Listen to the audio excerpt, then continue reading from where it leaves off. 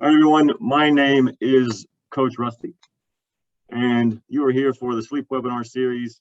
And today we will start with sleep and mental cognition. Just to go over some previous series in the webinar, previous webinars. So just want to recap a little bit what has been done thus far.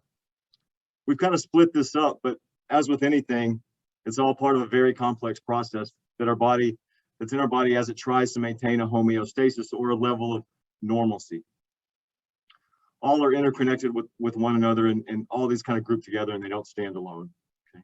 Sleep is composed of a series of complex neurophysiological states that play important roles in learning and other cognitive functions.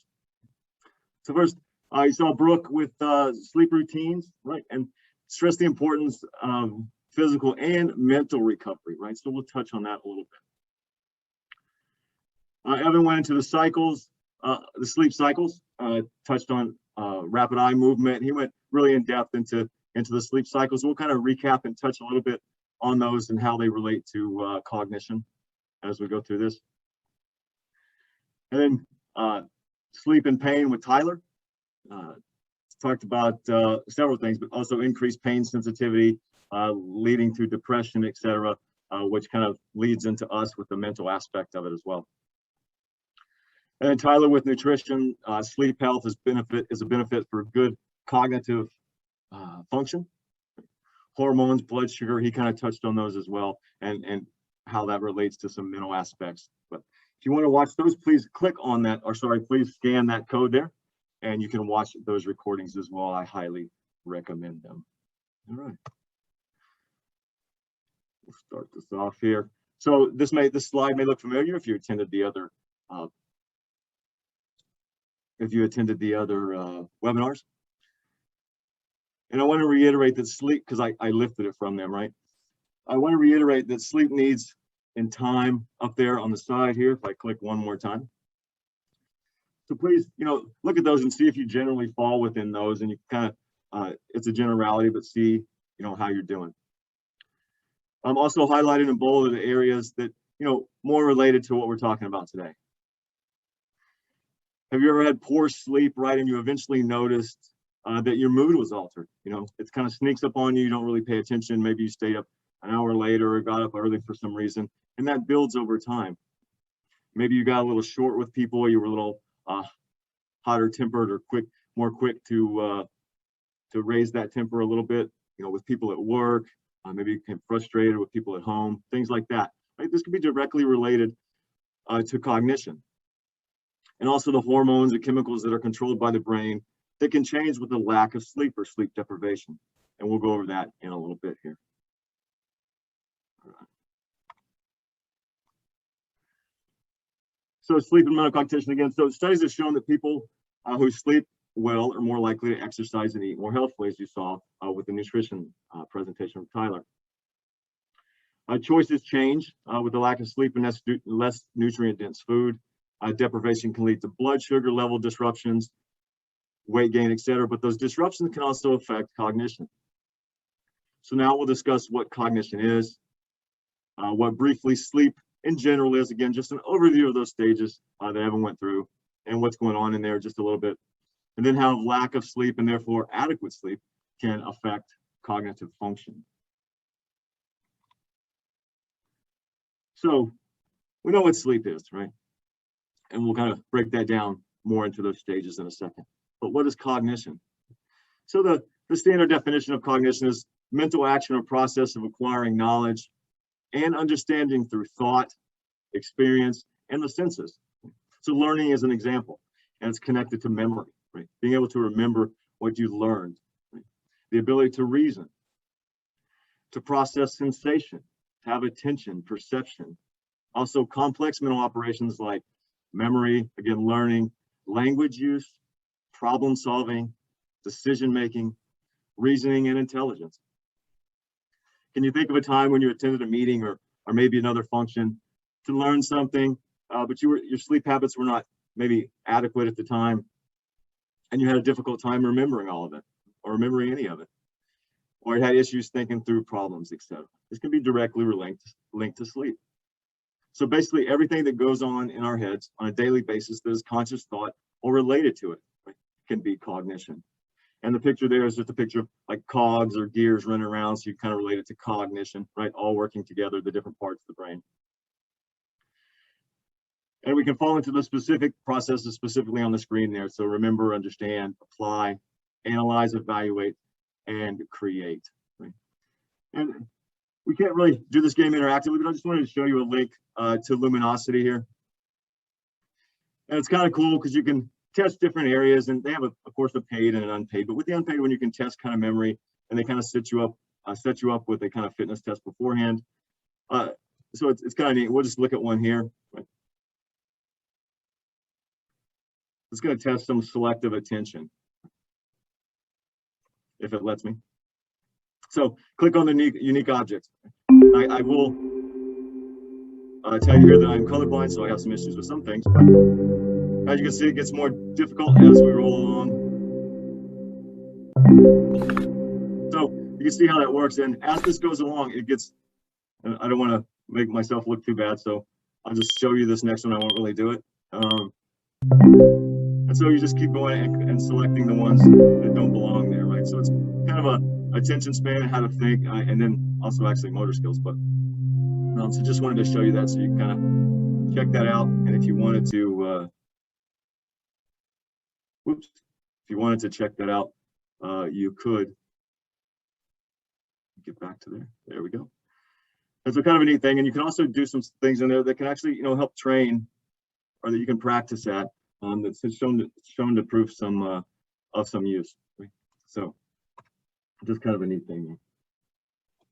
So next we'll go into the REM sleep, or the sleep, sorry, REM and non-REM sleep. So this was covered in previous talks, but just wanted to touch on it again. Right? So non-REM, or NREM, right, is that shortwave sleep, or slow wave sleep. Sorry, you can see in that second diagram there. More related to the hippocampus and the brain. So there's some things that come out of there: norepinephrine, serotonin, acetylcholine, histamine. And we'll go over some of those in the next slide. So, and that non-REM sleep happens first and includes 3 stages. Right? The last 2 of which, of non-REM sleep, you sleep very deeply. Right? It's hard to wake you up from the stage. You might be a little groggy. So why do we care about these? Right? So during the sleep stages of non-REM sleep, the body repairs and regrows tissues. Very important. Builds bone and muscle and strengthens the immune system. Right? So very, very important. And then we move on to REM sleep, or rapid eye movement. And the eyes actually dart about in our rapid eye movements.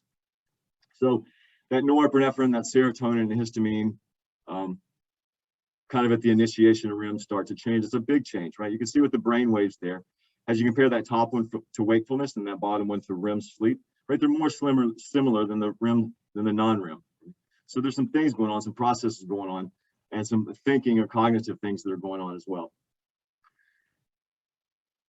So REM sleep, happens about an hour to an hour and a half after falling asleep, when you tend to have vivid dreams, and the brain is more active, as you can see by the EEG there.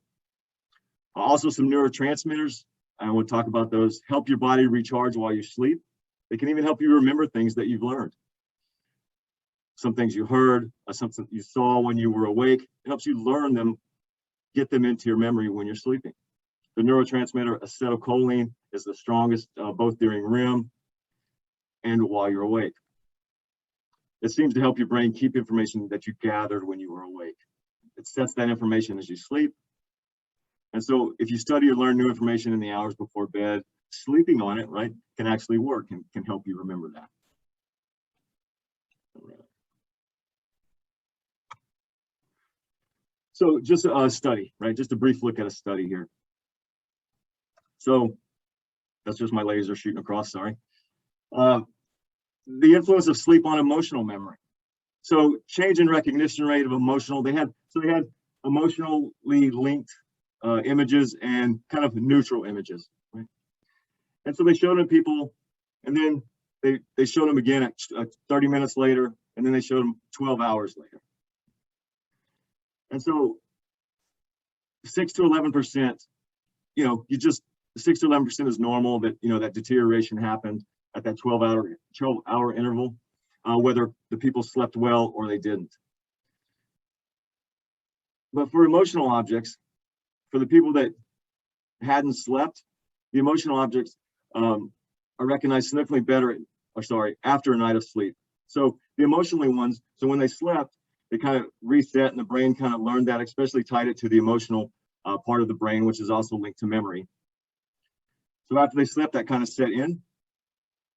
They woke and they could remember that stuff, right? Or they could remember it even when they were awake because it was set in there, right? The ones that lacked sleep had a very, very hard time connecting those two because it wasn't setting in. You didn't have that setting in of REM sleep and that creating that engram or that program on your mind of what happened.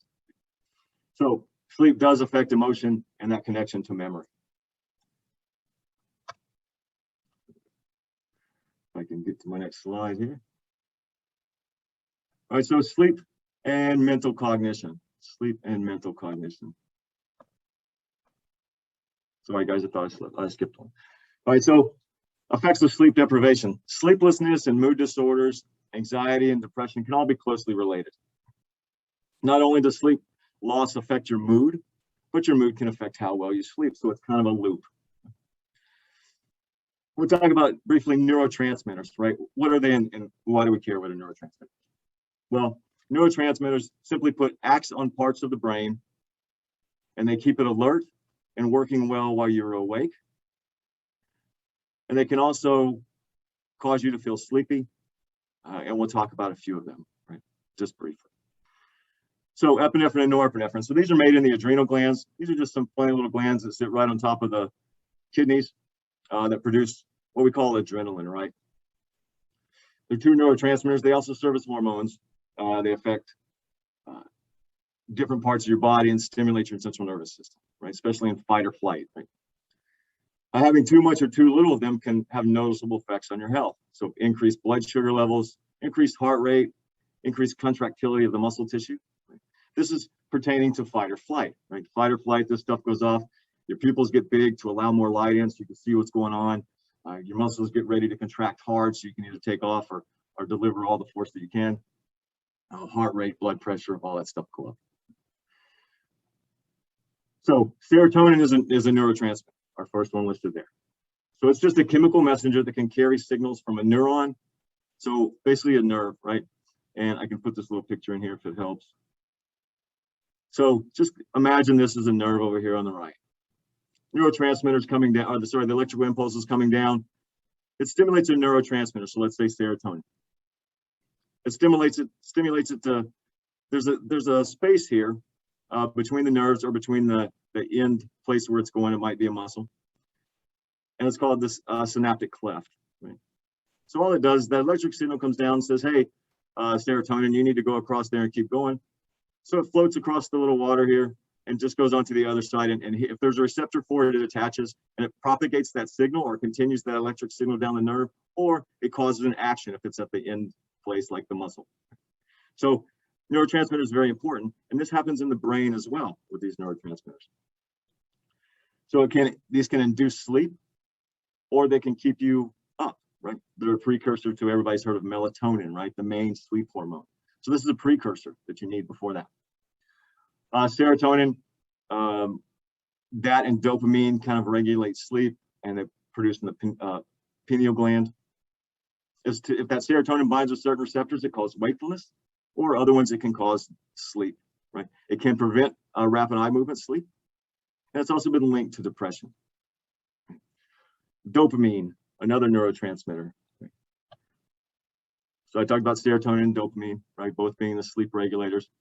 They can both play a role in depression or motivation associated with wakefulness, dopamine. And so too much, let's say somebody does illegal drug of cocaine, right? It increases the dopamine like crazy, right? So they're crazy awake, right? Associated with that wakefulness. Too little, as in Parkinson's disease, can cause drowsiness. So they both play a role in more mental health issues that we won't go over now, but they are affected by lack of sleep, many of which alter cognition. So bipolar disorder, Parkinson's disease, autism spectrum, anxiety, etc., digestion even keeps going. So still much to understand about those, but just wanted to briefly touch on those so you can understand that when we do miss sleep or have sleep deprivation, that things can happen in the brain that have ramifications later. And so there's also sleep-wake cycle, right? This is related to light. If anybody's ever heard of the circadian rhythm, sometimes up in Alaska and places that have long periods of darkness, they actually have to wear glasses with light that projects into their eyes so that it keeps their circadian rhythm, which is a 24-hour cycle that our body actually internally keeps. And so light, even from phones, disrupts that if it's supposed to be night. But those people wear those during the day for 8 hours or when it's supposed to be light so that their circadian rhythm stays on cycle. But this sleep-wake cycle plays a crucial role in brain aging, right? Some studies have shown improvement in cognitive outcomes that people at risk for decline in the cases of such things as dementia. Right? So sleep disturbances, we're looking at not only sleep duration, but sleep fragmentation, right? Do you sleep all the way through? Do you wake up 10 times a night? You know, that's fragmented sleep. Or even sleep disordered breathing can affect cognitive impairment. And then let's see, cortisol. So we'll talk about cortisol, that last one up there. It's a hormone also made in the adrenal glands. It can follow our circadian rhythm, so that 24-hour period, right? Cortisol is lower at midnight. It peaks after we wake up and has bursts or releases throughout the day. It can also shut down unneeded systems in fight or flight, like digestion, right? So it shuts down digestion so that the blood, instead of going to digestion, comes out and goes to the extremities so that you can fight or flight. Right?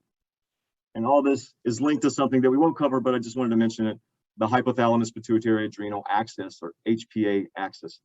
So sleep disturbances wreak havoc on this, and this distorts that cortisol production, right? And memory issues come out of that. All right. So people who don't get enough sleep just don't realize the impact, right, that this has on your cognitive and mental health. For instance, the number of fatal car crashes increased by 6% the week following spring forward. So that week we went an hour ahead and people lost that hour of sleep because we do it at midnight. And car crashes increased.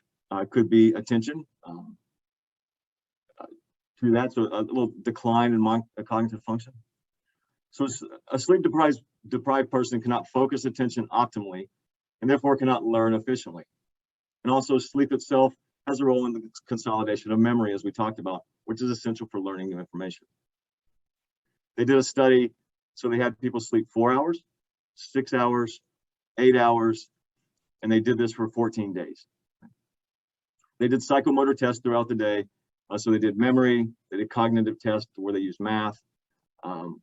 The people that slept 4 hours, they did progressively worse during those 14 days. And at the 14th day, they were very similar to those in the full results that were totally sleep deprived for 24 to 48 hours. So meaning the people that didn't sleep for a whole day or even 2 days, those people that only lost 4 hours a night for 14 days were similar, right? They're all performing very poorly.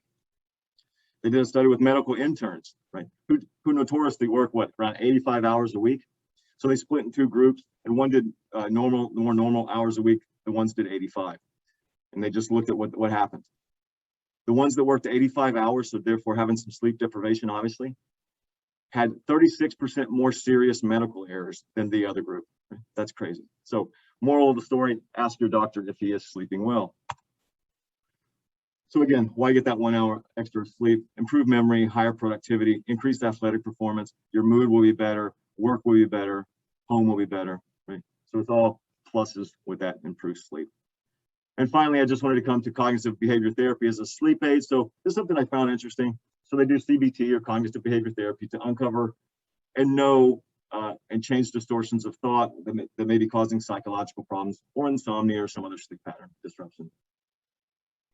The basis of the idea that if we know the thought causes our feelings and behaviors, not external things, we can change this way of thinking and become better. So they found this very effective in reducing medication usage for the treatment of sleep. So they got to withdraw some medication and people were actually sleeping better without it. It can improve the outcome and reduce sleep medication consumption in the treatment of chronic sleep problems. Persistent improvement was shown in sleep quality and quantity, and significant improvement in vitality, physical and emotional health, can be absorbed during those CBT treatments. The most important aspect of CBT for sleep disorders is that it actually provides treatment for the cause and not just the symptoms as medication treats. And that comes to the couple last slides here. If I can. Performance and recovery, October 20th at 10 a.m. Eastern time. You can scan that, or sorry, you can ask your questions there. They will give you a little form you fill out, and we will respond to those as quickly as possible. And also, YouTube, Instagram, and Spotify. Those links, our codes are to the right there if you'd like to scan those and check everything out there as well. All right, guys. So that was it. I hope you gained some information there that might help, and just at least stress the importance of sleep and cognitive function.